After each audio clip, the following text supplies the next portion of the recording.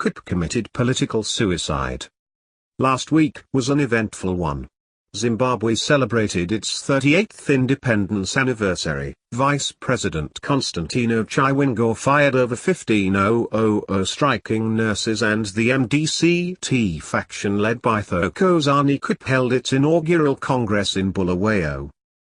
The firing of striking nurses and Khupe's holding of her convention, which chose her as president unopposed, might have a bearing on the forthcoming polls, but for different reasons. First of all, it marks the last time Khupe will be elected Member of Parliament, as she stands no chance against MDC Alliance leader, Nelson Chamisa. Just the beginning of the end for Khupe. Secondly, she also cannot garner meaningful votes as a presidential candidate, as she will be overwhelmed by both Chamisa and President Emerson Mnangagwa. In short, Khupe buried her career by holding the ill-fated Congress at the weekend. There will be no more Khupe to write or talk about in mainstream politics after the elections. She committed political suicide.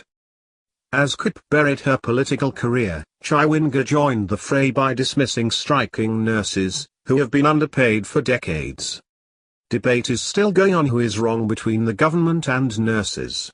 Controversy also continues on the way forward. But with regards to elections, there's ZANU-PF's new government, which I now choose to call New Dispossession Government, shot itself in the foot. All the dismissed nurses will not vote for ZANU-PF. Nurses are not slaves, even though they're in the essential services category. They must be given reasonable salaries and allowances. The simple mathematics of last week's developments can be rounded or summarized as follows. Khupe will subtract Chamisa's presidential vote, but will eventually emerge the ultimate loser with completely no political future.